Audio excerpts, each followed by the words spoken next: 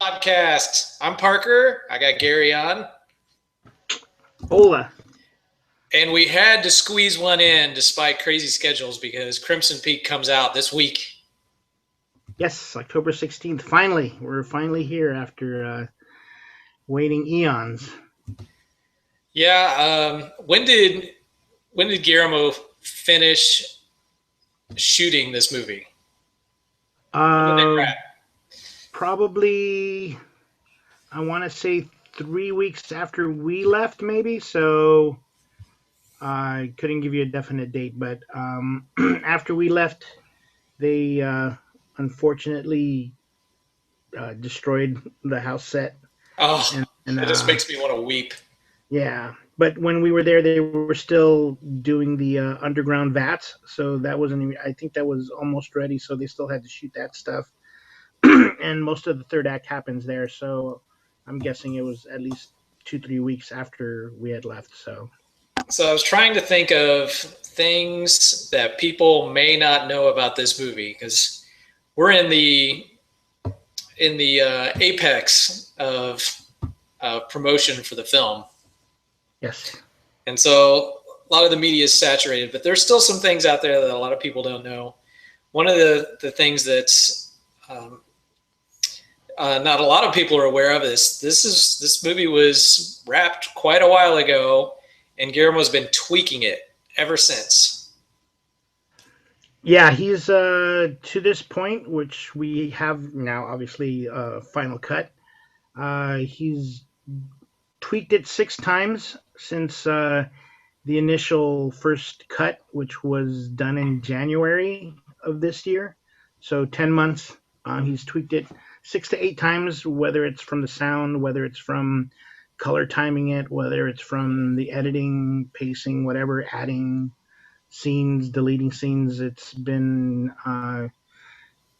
tweaked around 6 to 8 times. Wow. I can only imagine that adds to the quality of the film as opposed to trying to rush it in at the last minute.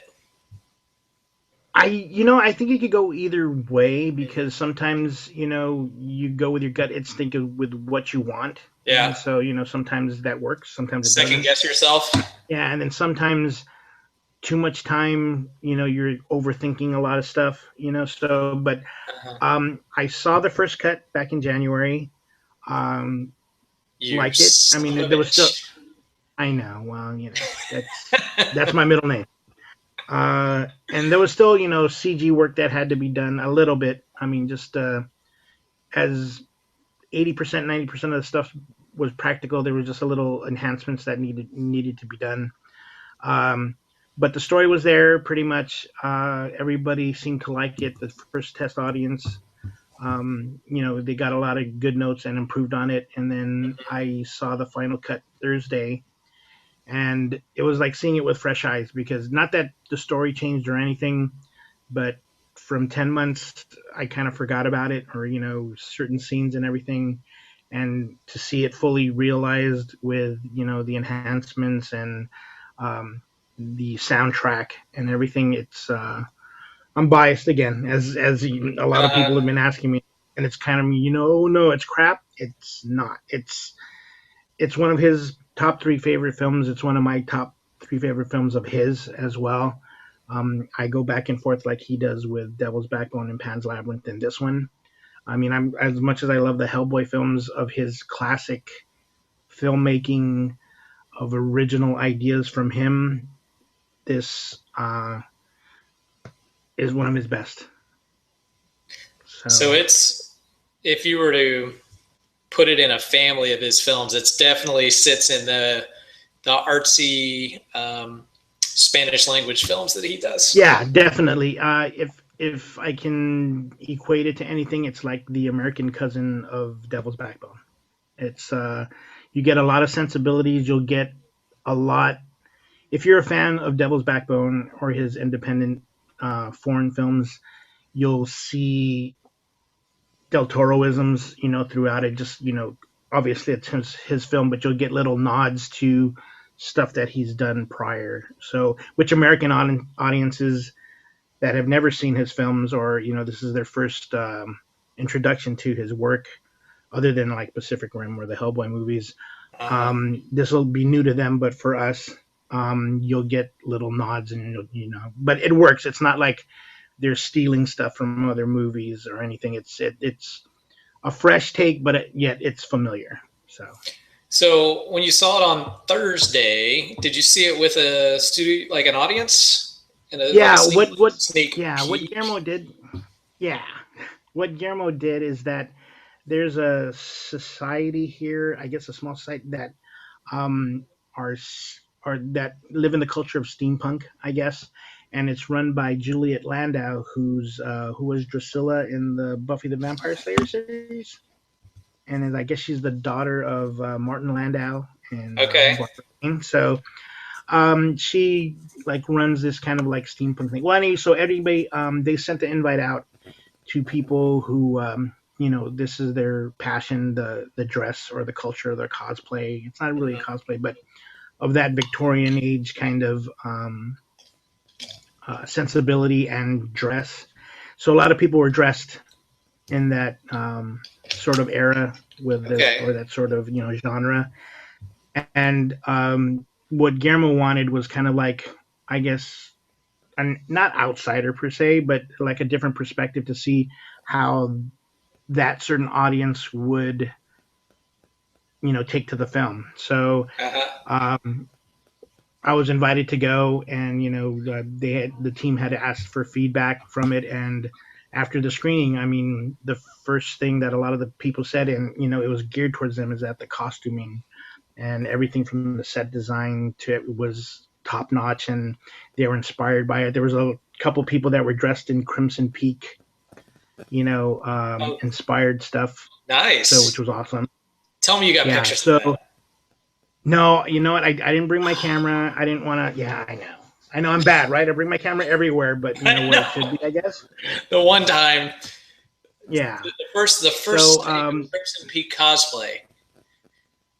yeah, no, because actually our friend Ian, he was pretty jazzed about it too when he saw it when we walked in together. So it just the Crimson Peak cosplay will be, or the culture or genre. We'll get a lot of that, just like we're getting, or um, Pacific Rim stuff. So it's definitely a beautiful looking film, and it's a testament to Sarah Hawley. Awesome costumer, genius when it comes to uh, making the costuming almost a character in the movie. And then it goes from Guillermo all the way down to her. But I mean, they share the same passion for it. So, and it Uh-huh. shows. And I mean, you could see little tidbits of the stills that we get from the movie, but to see it flow and in motion and everything, you can see that a lot of attention to detail was done and done beautifully. I'm going to go out on a limb here, and I'm going to say the costuming and the set design, production design will definitely get Say Oscar it. noms. I knew it. I'm saying I it. knew it. You said I'm it. saying it. He's made the call. Place I'm your saying it. bets. Exactly. So, and then hopefully, we get a director's nod to Guillermo because, I mean, he deserves it. I mean, he's a great filmmaker. I hope Again, so. being biased, but, just, but Yeah. the film will definitely be represented come award time. Uh, for the way it looks and just the stories. Not that it's anything new, but it's a different take, and it's a gothic romance, like he's said, and that's what it is. First and foremost, it's a story. It's a romance that just happens to have ghosts in it, and the Hmm. ghost they add to the story. If they weren't there, I guess he still could have directed it or told a story. But like he's said in interviews this week, the movie would be flat if it didn't have the ghost aspect of it. Not that it needed it, but Hmm. because it's him, he won't do a movie unless there's some sort of monsters in it. Uh-huh. So this fits in his wheelhouse. So he gets to tell a true love story, a tragic love story, but at the same time, there just happens to be ghosts in it. I see. I'm excited. I am too. I can't wait to see it again. I'll be there opening weekend at least a couple times. So, and for all you folks out there that are listening to this, seeing this. Support the man. Just we need this movie to do well so that this gives him the option to do even better films, more films of this scope, of this genre, and everything. So first weekend's most important. Not that you can't go the second weekend either, but if you can make it out and take out from your schedule and plan it out, first weekend is so important. So go out and see it the first weekend. That's a good point. We've talked about it a little bit before, how Hollywood is very fickle about funding their films, and a lot rides on that opening weekend and what the take is. And right now, Guillermo's plate is pretty open. He's got a couple projects in the hopper. If anybody wants to see Pacific Rim 2, if you want to see At the Mountains of Madness, your best chance is vote with your dollars, go to the cinema, and pay for a ticket opening weekend. Yeah, I mean, that was my thing. I mean, because we've always done fan screenings, and not that I wasn't open to it this time. I just felt that, we should pay for it. I'm going to pay for it. I've seen it twice and not pay for it, and I'm going to pay for it at least 3 times opening weekend, just because, not only for support. I mean, I love the film. I mean, 3 times opening weekend, Friday, Saturday, Sunday.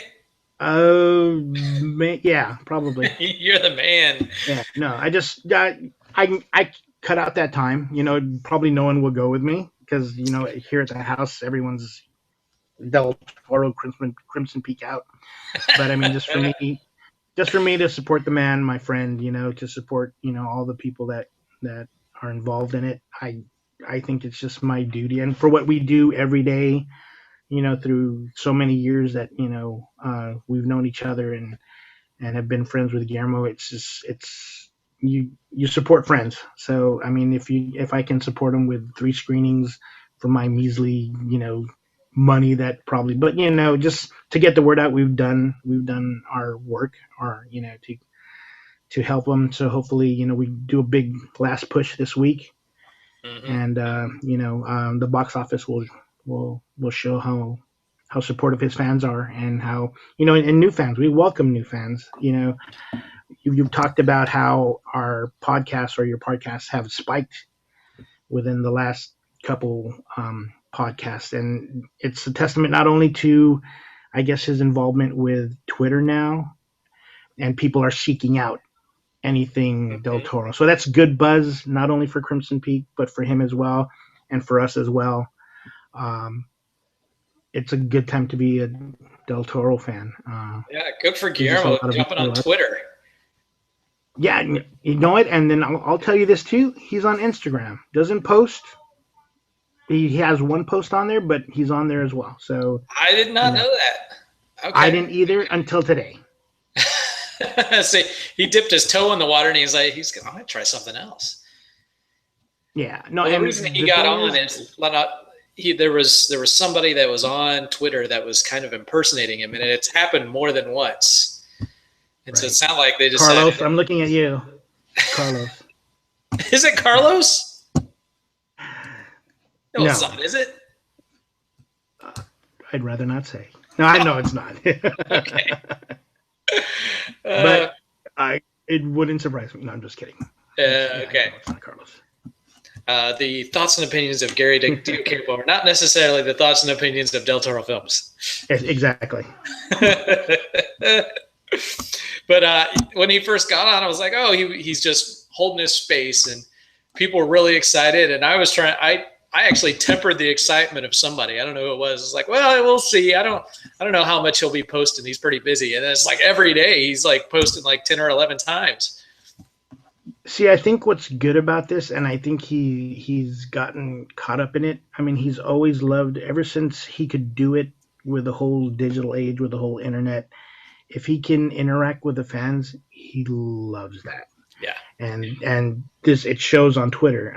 I keep on telling everybody that what he posts is kind of like mini master classes every day, and he'll respond back. It's not like, he'll just post it and just, let the whole wave of responses come in. He'll, time willing, of course, he'll exchange with people, and they'll exchange ideas. They'll bring him ideas or people or movies or artists that he's never heard of, and they'll expose that to him, and he's all for it, and he'll I'll check it out, and he definitely will, because he's like a sponge, as with anything new and just knowledge of art, literature and everything. So this is actually the perfect platform for him to do it, because he loves to give back, and he loves to um, bring a new audience to things that he likes, but also, whether it's from writers, directors, movies, artists,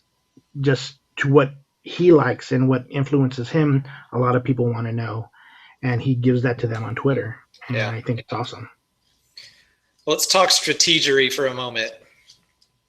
Not last year, when Pacific Rim came out, we looked at who was going to win opening weekend. And you remember? Right, yeah. It was Grown Ups 2 took the box office crown. Damn you, Adam Sandler. And I'm still trying to understand it. I just don't understand it. So why are you bad, America? I blame you, America. Yeah. The opinions of Gary DiOcampo and Parker Lyons are not necessarily those of Legendary Entertainment. So I'm looking at what's premiering this Friday. What's the big competition for Crimson Peak? Nothing. Have you looked? No. Here's what I see. I see Goosebumps and really? Tom Hanks. Goosebumps is opening that weekend too? That's what it looks like. Oh. If it is, it's wow. Okay, no, I didn't even know what.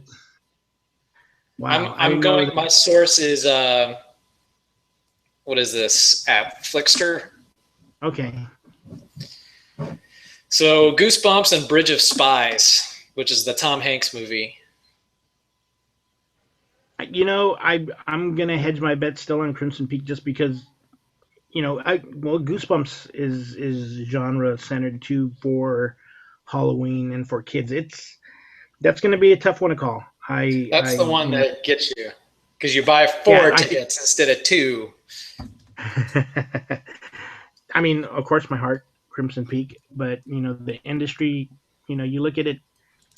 I would hate any movie to beat out Crimson Peak for the box office that weekend, but I don't know. We'll have to see. Goosebumps is tough because it's kid centric. It's you got that Halloween fare as well. Not to take anything away from the Tom Hanks movies, but I think people are going to go for entertainment value more than have to go to a movie where you have to think. Not that you don't think in these other movies, but where you have to really more of a drama, I guess. Yeah.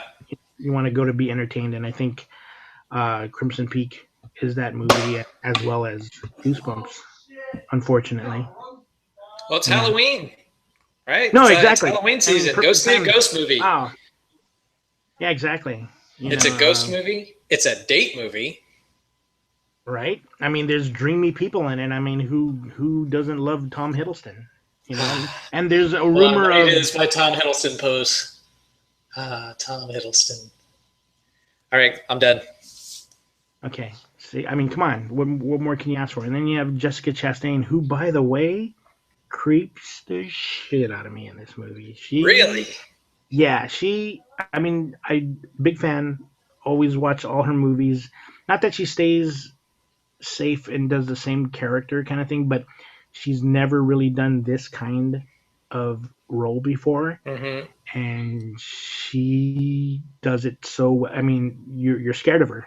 I would be afraid to, if she was dressed in the Sarah Hawley regalia that Lucille Sharp's dressed in, she'd freak me out.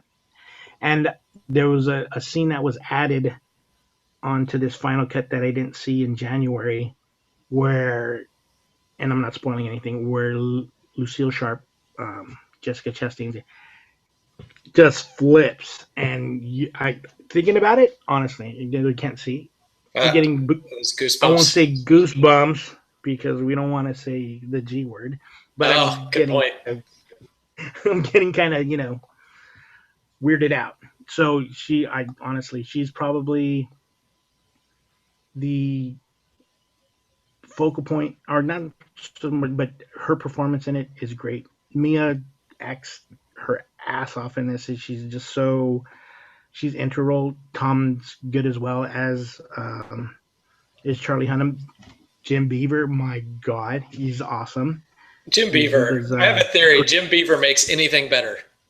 Exactly. By the way, I just got a text from him. He wants to know if the podcast is Guillermo involved, if Guillermo's involved in it, or if it has anything to do. So we may get him after all. So if Guillermo's involved in it, what is? No, but I mean, if it's kind of like if we know Guillermo, I'm thinking. I mean, I'll contact him back on that. I'm sorry, maybe I should have mixed up the podcast. But it looks good. He messaged me back. So, but anyway, yeah, Jessica Chastain. I'm a bigger fan now, but she kind of creeps me out. So. Ooh, well, I'm putting a viewing party together for my neighborhood friends. And so I'm fingers crossed I get a bunch of my friends to show up. So I encourage everybody who's listening, get your friends together, go out, have a few drinks, get your pants scared off of you, go see Crimson Peak on Friday, right? Exactly. No, the thing is that, okay, Guillermo, which is awesome, has over 100,000 followers on Twitter. If, those people that are on Twitter bring a friend, we're golden, and it's got to go out and see it first weekend. It's just so important. I couldn't stress enough how important it is with the competition, especially now. It's just, like you said, it's a date movie, maybe, it's geared or centered towards different kind of audiences. So it's a date movie. You get the dreaminess of Tom Hiddleston, who does an excellent job here as well. But, there's a little scary aspect to it. And, it's a romance, first and foremost. And I am guessing it's a beautiful movie to look at. Well, I mean, you and I were there on set. And the thing is, which is crazy, I want to see it in the biggest screen because it still doesn't do that set justice. I know. It is on IMAX, right? Yeah, it's an IMAX. It's being shown in IMAX. And yeah, so I'm kind of, one of my 3 screenings that weekend will definitely be on an IMAX screen.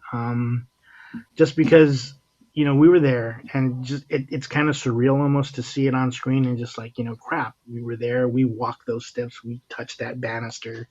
We seen that hallway with the spike arches. We were there. Yeah. And you see it on film, and it's kind of like a whole different thing because it's a whole different experience, obviously. But just you can't believe that you were there where this thing was shot. Right. And the kitchen.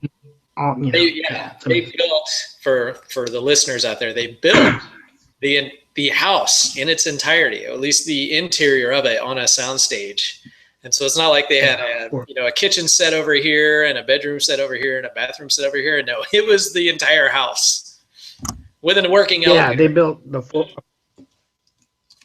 4-story house. And what was smart about it, I guess, and from a director's point of view, they built it to where you couldn't have movable walls, obviously. So yet you get that claustrophobic feel, which is conveyed in the movie as well. So, I guess he had a vision from the beginning, what he wanted to do, and it works. Mm-hmm. Yeah, I should say the tunnel wasn't part of the house. They actually had the tunnel underneath the house was an entire different soundstage because it was huge, and that was right. As was Lucy Sharp's room. So, different. Who was the gentleman who was in charge of building the sets? I remember we met him when we were looking at the tunnels. Wow. First name's Tom. I can't remember his last name. All right. Great guy, friendly guy. He actually even built the 3D model, the cardboard model of the whole house that we saw every day. Which is awesome, which is a feat within itself because that was hyper detailed for something being made out of cardboard and so small. All right. I'm going to look it up. Yeah. Because I want to give this guy major props because the work he and his team did were Fantastic. Yeah, and shout out to David Marti and Montse Reeby from DDT and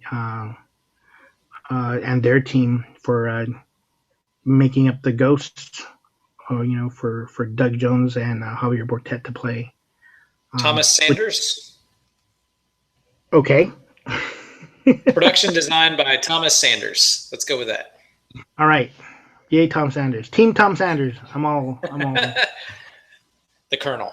I'm all for him. So yeah, Tom did a great job, as you well know. And everything, all the money is up on the screen. They didn't spare any expense on the detail. And that's another thing too, which has always been a big part of Guillermo's movies. The attention to detail, which no one will ever see, or appreciate. And it's sad because there's the third act, there's a part of it that takes place in Lucille Sharp's bedroom. Uh-huh. And we were there on that set, and you saw how hyper detailed it was. Just, every corner of it was filled with something awesome, and you get a taste of it in the movie. And not that it's shameful, because, but I'm able to appreciate it more. And, hopefully in the book that comes out from Inside Edition, The Art of Darkness, The Art of Crimson Peak, hopefully we get a lot of that in that book that you can order on Amazon, by the way, people. Mm-hmm. So get that book, because I think it's just a perfect companion to the movie because it's such a visual film. Mm-hmm. So I think the art of book, and most art of books are, especially from Inside Edition, that do great work with all the movies that they're involved in, from Lord of the Rings, etc. I think it's a great companion to the movie, so you should go out and get that. But yeah, just the attention, just the house alone. We were there, and mm-hmm. you saw how detailed. And it's not a spoiler. Guillermo's mentioned it before. The hallway wallpaper and arches were designed by our friend Guy Davis. Mm-hmm. The moths on it have the word fear in it. Mm-hmm. You don't see that in the film, honestly. But you and I know, and and there's pictures of it out of it, and it's in there. But it kind of adds to the mystique of the whole film, and just again, a testament to Guillermo's attention to detail, and just how for him it's gratifying to just do cool stuff and do little Easter eggs or whatever to give the audience some cool stuff. Yeah. And just to reiterate what you said, if you're a real fan of Guillermo del Toro and his films and his creativity, these art of books that he puts out for each one of his films takes it to another level, a level of detail that you don't see in the films, but it's there, and you may not see it, and just it opens up a whole new world to his films. So Inside Edition, and I think you appreciate is putting out the Art of Crimson Peak film. Yeah. Sorry, go ahead. That's it, man. All right, I'm glad we were able to squeeze in this Crimson Peak podcast. Go see it, October 16th. There's even midnight showings and 10 o'clock showings, on Thursday. So, if you feel compelled to go see it a day earlier or a night earlier, go do that as well. Just check your local listings for your theaters, cineplexes, whatever. So go see it. It's from me. You get my seal of approval that it's one of his best. And share with us how you like the film. My Twitter is at DelToroFilms. Gary's at GDEO. And send us your pictures of your crew going to see the movie. Send us your reviews and how you liked it. We're going to retweet them all weekend and share your experiences with everybody, because we want to hear about it. We want to hear how everybody's enjoying it, and we want to pass along the word. All right, sir. Yeah. All right. So coming up, Crimson Peak this Friday, and still in the hopper on the DelToroFilms podcast, we got to get in a recap of The Strain. And so I'm trying to hook up with our friends from Strain Addicts and get a season wrap-up podcast going. I still want to talk about troll hunters. And question for you, Gary, do you think we should take some time to talk about Pacific Rim 2, where it's at and what's happening? I don't know if it will fill a whole podcast, but there's a lot of speculation on what's going on in that camp and why or why not, where it's been delayed. So we can touch on it briefly, in future podcasts, but we won't be seeing it for a while. So there's plenty of time in future podcasts to go ahead and address that. Okay. Well, if anybody out there has questions about Pacific Rim 2, send us a tweet. Let us know what your questions are. And because I know there's a lot of people who are still wondering what the status is, and we'll answer what we can. So go ahead and send us those messages and we'll talk about it next time. All right, Gary? Cool. Enjoy your week. Enjoy your vacation. Where are you going? I will. New York. New York. Are you going out for Crimson Peak? Perhaps. You son of a bitch. All right. I'll expect pictures. Of that, I'll bring my camera to, right? All right. Oh, you're not doing red carpet, are you? No. No. No one wants to answer my questions. No one wants to see me there. It's more of a maroon carpet off to the side. Yeah. No, I'll be cleaning the restrooms. All right, man. We'll catch you later. Okay. Till next time. See you.